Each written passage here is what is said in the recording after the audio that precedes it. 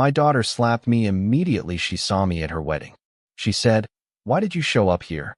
You want everyone to know you are a low class."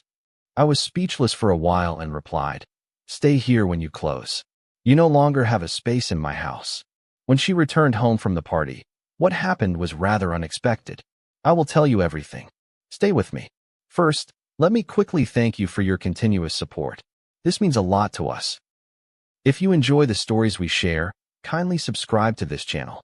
It will be great if you can leave a comment on which city you are watching from. We might just give you a shout out in our next story. Today's special shout out goes to John McNeil from Aberdeen. We are glad you enjoy our stories. Now let's go deeper into the story. I have always believed that a man's worth isn't written in a bank statement, but in what he can build with his own two hands. Mine are rough, knuckles scarred from years of chisel slips, palms hardened from the stubborn resistance of oak and mahogany. Every line on them tells a story, of long nights in the workshop, of missed family dinners, of aching wrists wrapped in bandages so I could still meet a delivery deadline. I was a furniture craftsman, not by accident, but by choice. I love the way wood spoke back to you when you worked it right, how a stubborn grain could yield under the patience of a steady hand.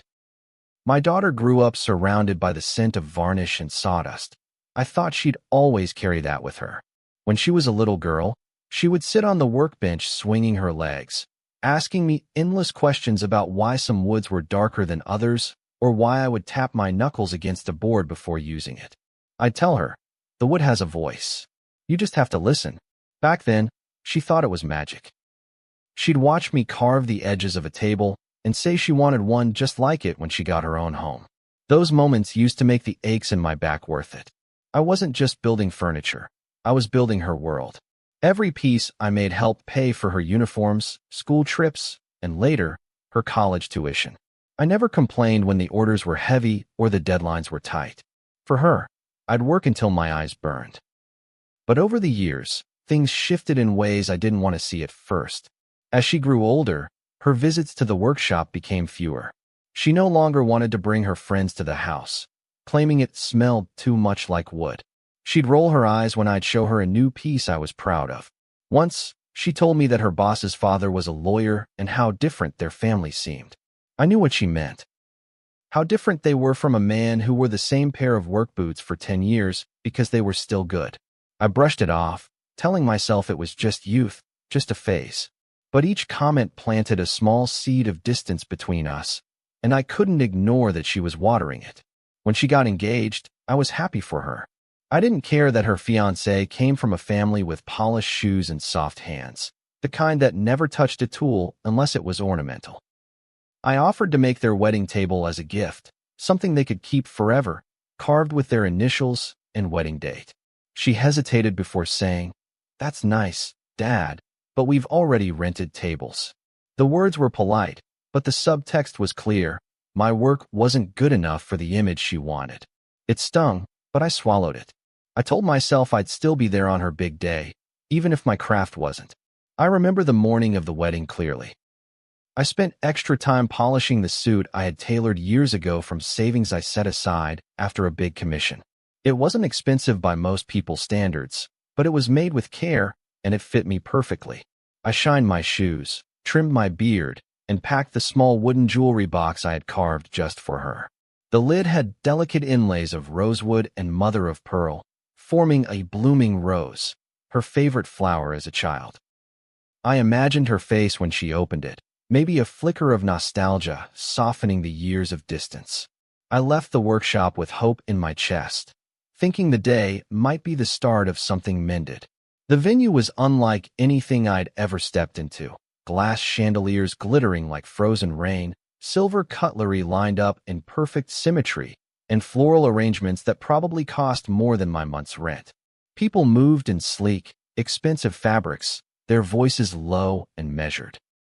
I felt a few glances drift my way, curious perhaps, but I didn't let it rattle me. I kept my eyes on the stage, waiting to see my daughter. When she appeared, dressed in white and glowing under the lights, I felt my throat tighten. That was my little girl. For all the distance, all the quiet tension, I was still proud to be her father. And yet, as soon as her eyes found mine, Something in her expression hardened. She walked toward me, not with the joy of a bride greeting her father, but with a cold purpose that made my stomach turn. Before I could even say a word, her hand struck my cheek. The sound cracked through the hall, silencing the music for a moment. My head turned slightly from the impact, my skin stinging, but it was her words that cut deeper than any blow. Why did you show up here? You want everyone to know you're low class. For a moment, I thought I hadn't heard her right. My ears rang, my chest tightened, and the room blurred at the edges. I could see the guests shifting uncomfortably, some whispering, others staring outright. My daughter, the child whose crib I had built, whose toys I had repaired, whose future I had worked my body into the ground for, was looking at me as though I were something shameful, something to be erased. I didn't shout. I didn't plead. I just looked her in the eyes and said, steady and low, stay here when you close. You no longer have a space in my house. Then I turned, placed the jewelry box on the nearest table, and walked out into the cold evening air. The air outside felt heavier than the hall. My feet moved without thought, each step away from that glittering building loosening something inside me, but also carving a deeper hollow. I kept replaying the moment, the way her eyes held no trace of the little girl who used to clap when I made her wooden toys. There was no recognition there, only dismissal. And in that instant, I understood something I had resisted for years.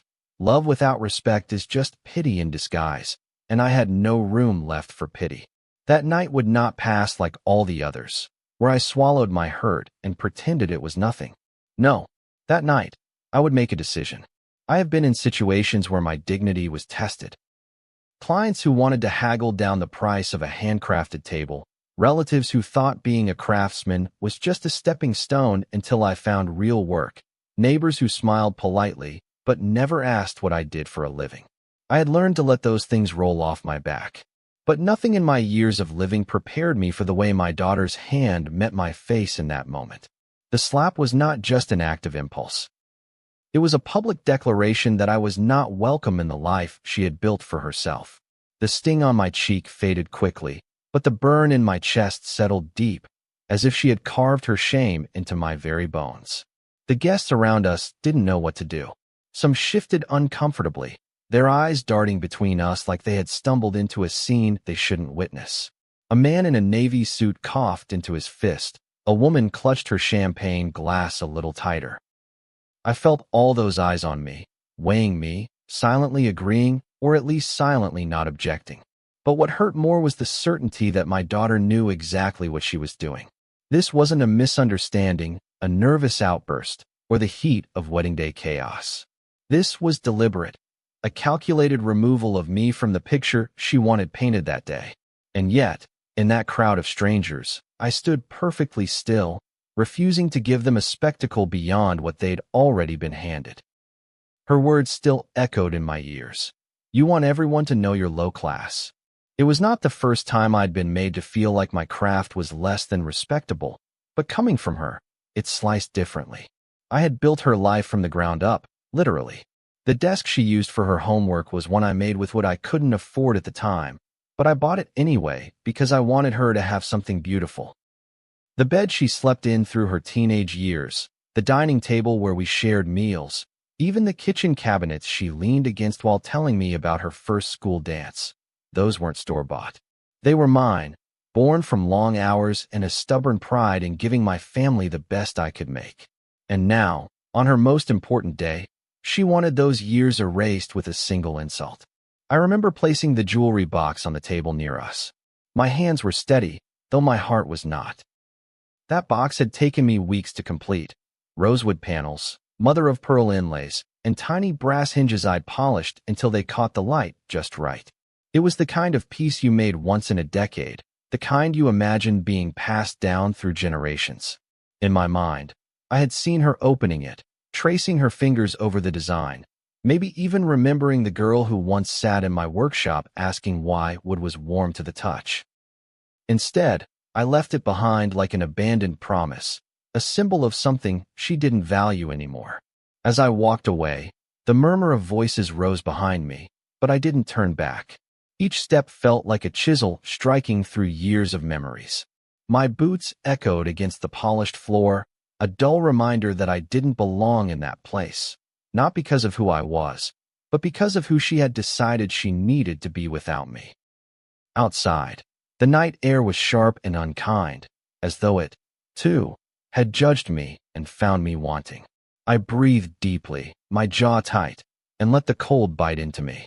The slap was behind me now, but the decision it sparked was still forming, hardening into something immovable. I didn't go home right away. Instead, I found myself walking toward the river at the edge of town. The water was black in the night, reflecting only the occasional shimmer of distant lights.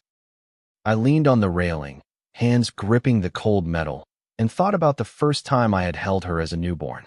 Back then, I had made silent promises that I would always provide for her, that I would protect her, that I would be someone she could be proud of. I had kept those promises, even when it meant sacrificing sleep, comfort, and at times, my own health. But pride, I realized that night, could not be forced.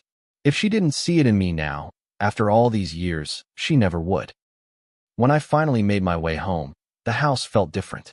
It wasn't just empty, it felt stripped. The photographs on the wall seemed to mock me, each one capturing a moment before the distance set in. Her graduation photo, where she held her diploma in one hand and rested the other lightly on my shoulder, suddenly looked like a staged shot for strangers. The living room furniture I had built with my own hands now seemed like relics from a museum of a family that no longer existed.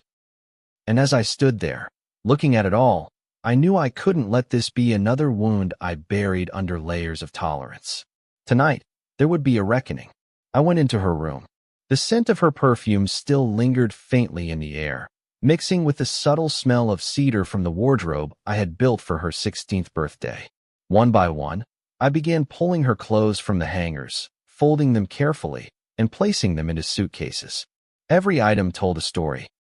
The dress she wore to her first job interview, the scarf I bought her during a winter market trip, the shoes she insisted on saving up for. My hands moved with precision, but my mind was far from calm. This wasn't just packing.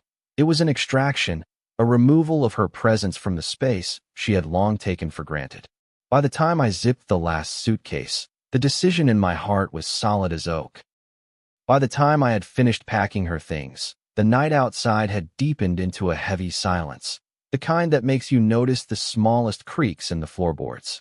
I dragged each suitcase to the front door, lining them neatly against the wall, the same way I'd line up planks of wood before starting a big project.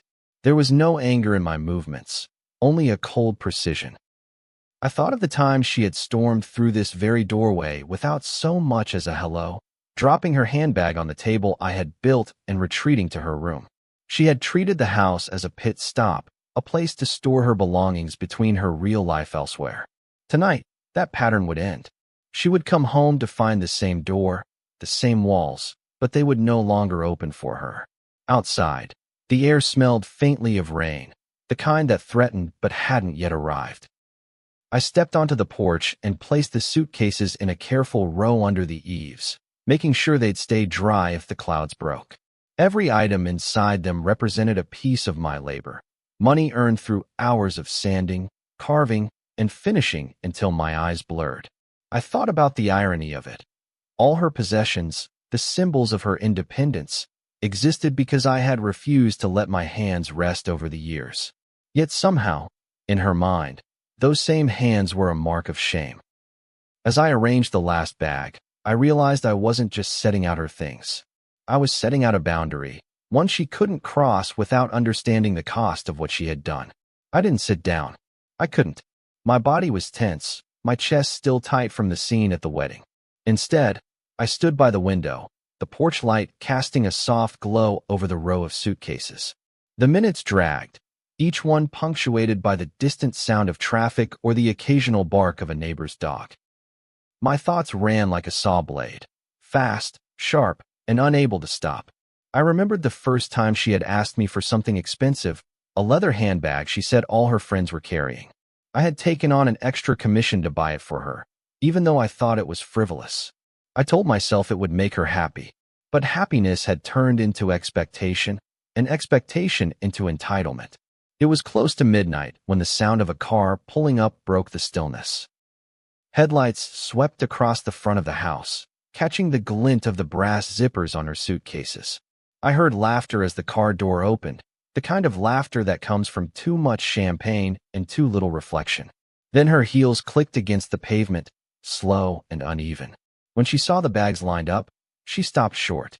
"Dad," she said, her voice half amused, half disbelieving. "What is this? Some kind of joke?" Her wedding dress was slightly wrinkled now, the hem carrying traces of the night's revelry, but her eyes still held that same cool distance they had at the venue. I stepped onto the porch, the wooden boards creaking under my weight. "It's no joke," I said, my voice low but firm. "You made your choice when you humiliated me in front of everyone tonight. You've made your choice for years. Every time you treated this house like it was nothing more than storage space, and me like I was something you'd outgrown."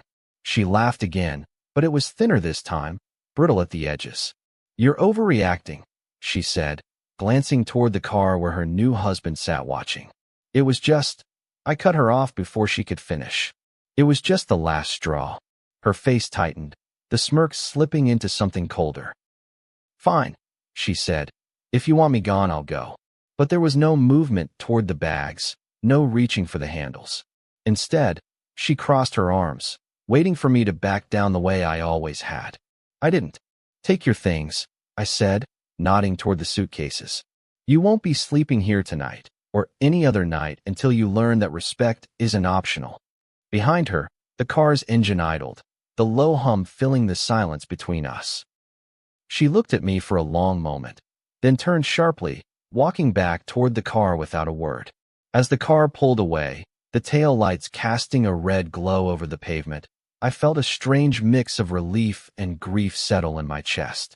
The porch was empty now except for the row of suitcases, still untouched. I knew she'd be back for them eventually, but whether it was tomorrow or next week didn't matter. What mattered was that I had finally drawn the line I should have drawn years ago. Inside, the house felt bigger, as if the air could finally move without bumping into unspoken resentment. I walked through each room, turning off the lights one by one, until the only glow came from the lamp in my workshop. I sat at my workbench, running my fingers over the smooth surface of a half-finished rocking chair. The scent of cedar rose up, grounding me. Here, in this space, I was still myself, still the man who could turn raw wood into something lasting. I thought of the years I had let myself be sanded down by the people closest to me, shaping myself to fit their comfort. Tonight, for the first time in a long while, I had left the edges intact. I wasn't sure what the days ahead would look like, but I knew they wouldn't look like tonight. And that was enough. It was just past 1 a.m. when I heard another car pull into the driveway. I was still in the workshop, sanding down the curve of the rocking chair's armrest, trying to work the noise out of my mind. The headlights swept across the wall, casting moving shadows over the tools hung neatly in their places. I set the sandpaper down, already knowing this visit would not be quiet. The slam of a car door was followed by the quick, sharp steps of my wife's heels on the path to the porch. The rhythm was familiar, measured when she was calm, rapid when she was angry. Tonight, they were rapid. I braced myself, not with fear, but with the resignation of a man who knows the conversation ahead is not meant to be resolved, only survived. She entered without knocking, her perfume hitting me before her words did. "What the hell is wrong with you?" she demanded, her voice rising before I could even stand. "Throwing your own daughter out on her wedding night? Do you want the whole world to think you're some kind of monster?" She stood there in the doorway, her coat half-buttoned, hair slightly out of place from the night's events. I noticed she had taken the time to change from her wedding attire into something more casual, but her eyes carried the same sharpness I'd seen when she was defending our daughter in the past. I didn't answer right away. Instead, I wiped my hands on a rag, letting the silence stretch until she shifted uncomfortably. "I'm not concerned with what the world thinks," I finally said, my voice even. "I'm concerned with what's been happening under my own roof for years. I'm concerned with the way she's spoken to me, treated me, and now, tonight, humiliated me in front of hundreds of people without a second thought." I stepped closer, not to intimidate, but to make sure my words landed without the buffer of distance. I will not live in a home where respect is optional, where my work and my worth can be dismissed with a slap and a sneer. She scoffed, shaking her head, as if my reasoning was nothing more than stubborn pride. But it wasn't pride, it was survival. Her eyes narrowed, and her tone dropped into something colder. If you don't let her back in right now, she said, each word deliberate, I will leave with her. And if I walk out that door, I am not coming back. The threat hung in the air between us like a saw blade mid-swing. I searched her face for any sign of hesitation, but there was none. She had chosen her side long before tonight. This was merely her formal declaration. I thought back to the years she had downplayed the disrespect, brushing off my concerns with lines like, she's just young, or, you're taking it too personally. Tonight, those excuses were stripped away, and what was left was an ultimatum that felt less like a choice and more like a confirmation of where I stood in my own family. I didn't flinch. Then go, I said, the words coming out steady, without the heat she might have expected. I could see the surprise flicker across her face. She had anticipated bargaining, maybe a sigh of defeat. But I was done bargaining for the bare minimum of respect. Take her with you, I continued. If she can't live here without dragging my name through the mud, then she doesn't need to live here at all. And if you can't see the problem in that, then maybe you don't need to either. My voice wasn't raised, but the weight of it landed heavy. I knew, in that moment, that whatever was left of our marriage had just splintered beyond repair. Her mouth tightened into a thin line, but she didn't argue further. She stepped back toward the porch, her heels clicking with the finality of a hammer driving a nail home. Outside, I could see our daughter standing by the car, arms folded, her wedding dress now draped in a jacket to shield her from the chill. She didn't look at me, and I didn't call out to her. My wife grabbed 2 of the suitcases from the porch and loaded them into the car. My daughter climbed in without a word. They worked in silence, and I stayed in the doorway, watching as the trunk shut and the engine started. The taillights cut through the darkness, then disappeared around the corner, leaving nothing but the sound of the wind moving through the trees. The quiet that followed was not peaceful. It was thick, the kind that makes you aware of every creak in the house. I stood there for a while, the cold air brushing against my skin, until I finally stepped back inside and shut the door. I locked it, not as an act of finality, but as a simple habit. Yet tonight, it felt symbolic. For the first time in years, the house was mine alone, not shared with people who resented its walls, not filled with the tension of unspoken grievances. Just me and the space I had built.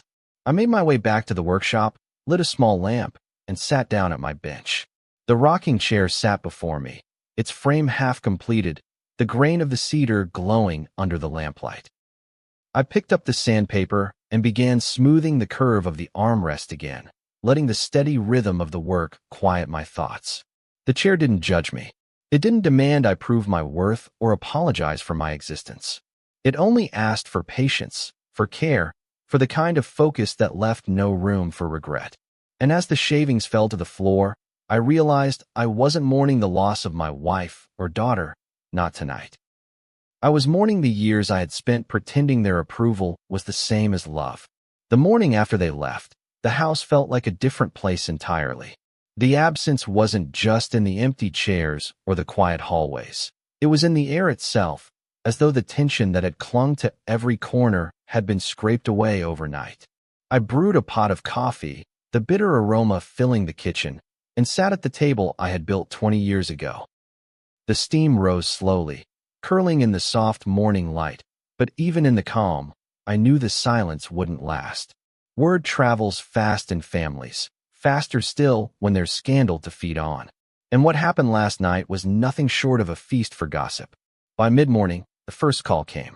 It was my sister, her voice pitched high with a mix of disbelief and reprimand.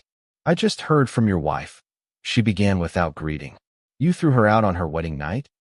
Have you lost your mind? I listened without interrupting as she painted a version of events where I was the unfeeling patriarch, the stubborn old man unwilling to bend for the sake of family harmony. When I finally spoke, my words were slow, deliberate. Did she tell you why? There was a pause on the other end, long enough to tell me she hadn't. I explained the slap, the insult, the years of quiet disrespect that had built to this moment. My sister's tone softened, but only slightly. "Still," she said, "you could have waited. This will tear the family apart." I hung up knowing it already had. The calls kept coming throughout the day, cousins I hadn't spoken to in years suddenly remembering my number, uncles offering unsolicited advice, even my mother's old friend phoning in from another city. Most of them didn't want to hear my side. They wanted me to undo what I had done so the family could return to its comfortable facade. But comfort was exactly what had kept the rod in place for so long. Every time I refused to yield, I could feel the weight of their disapproval settling heavier on me, like damp air before a storm. By evening, I stopped answering the phone. Let them talk to each other. I had no interest in defending myself to people who valued appearances over truth. I thought that would be the end of it, but the digital age has a way of turning private fractures into public theater. That night, a neighbor's son sent me a link. My daughter had posted on social media a carefully curated version of the story. In her words, I had abandoned her on her wedding night, refused to support her happiness, and humiliated her in front of the family. The comments were a mix of sympathy for her and outrage toward me. Strangers who had never met me were calling me cruel and abusive. I scrolled for a few minutes before closing the page, the glow of the screen leaving a bitter aftertaste. The truth didn't matter out there, it never had. What mattered was the narrative, and she had claimed it before I'd even had the chance to breathe. The next day, I was in the workshop when the knock came. It was Mark, an old friend and fellow craftsman, carrying a thermos of coffee and a bag of fresh bread from the bakery down the road. He didn't ask how I was. Instead, he pulled up a stool and sat across from me. "Heard about what happened," he said simply. "Whole damn town probably has by now." I nodded, not looking up from the piece of walnut I was planing. He took a sip from his cup and leaned forward. "You did the right thing." I stopped working and met his eyes. "Doesn't feel like it." He shook his head. "That's because you're used to carrying everyone else's comfort on your back. You drew a line. People don't like lines, they like doormats. But you're not one."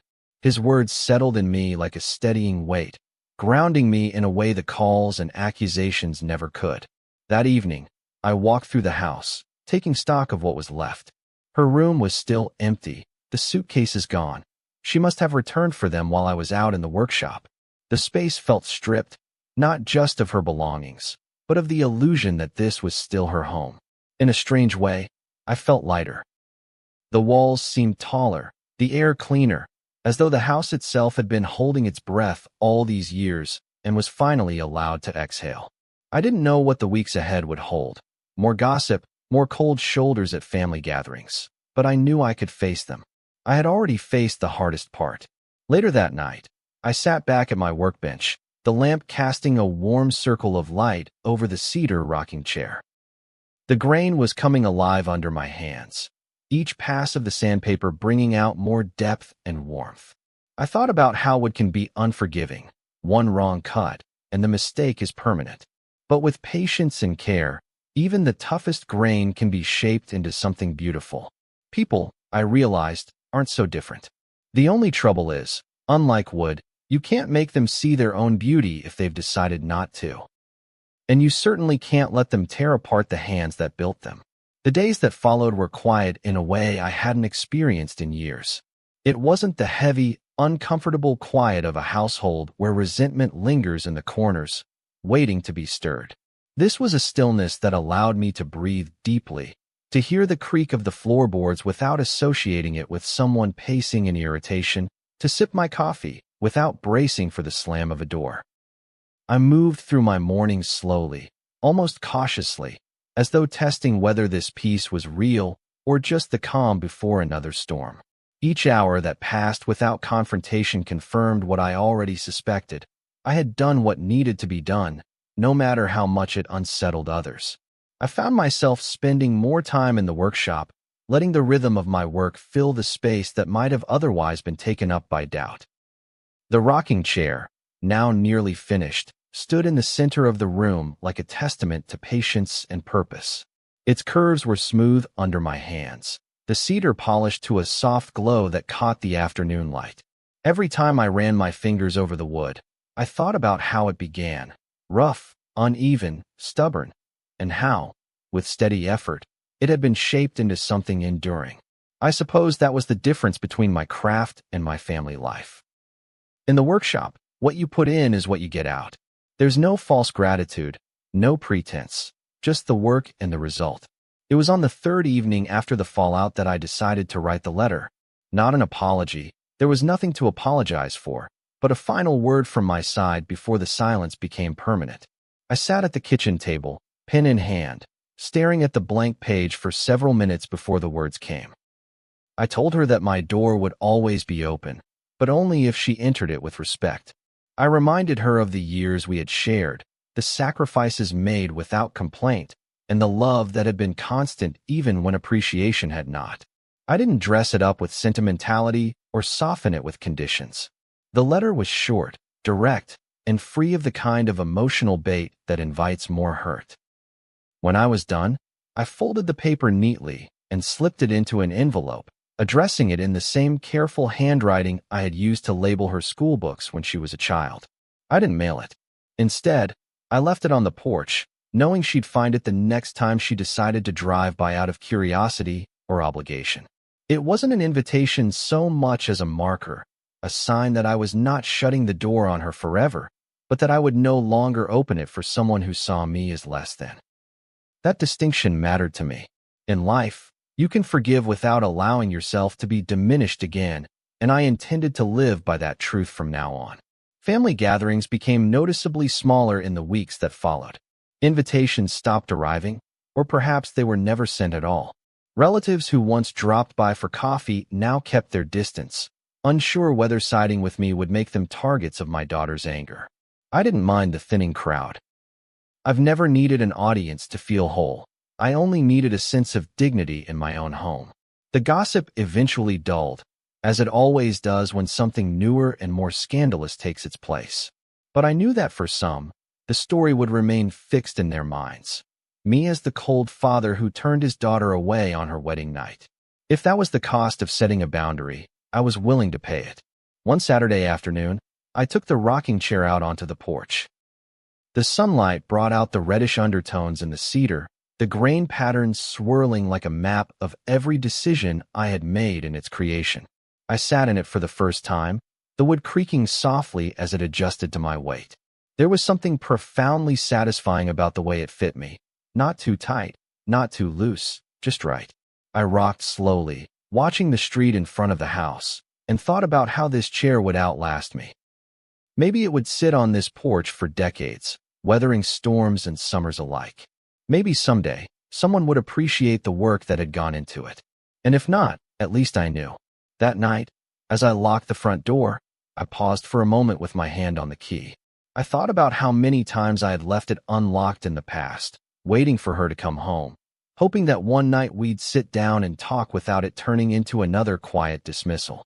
Those nights were gone now. I turned the key, feeling the firm click of the lock, and knew I wasn't just securing the house. I was securing my own peace. Whatever happened from here on out, I could face it knowing I had not betrayed myself. Sometimes protecting your peace means locking the door, not out of hate, but out of self-respect. I built my daughter's world with my own two hands, but I had to decide whether love meant accepting humiliation or standing firm in my boundaries. I chose the latter. What would you have done in my place? Would you have let her back in or kept the lock turned, knowing it might cost you your family? Share your thoughts below. Someone out there might need your perspective right now. And if this story moved you, don't forget to like, share, and subscribe for more stories that dive deep into the struggles we face behind closed doors. See you soon in the next story.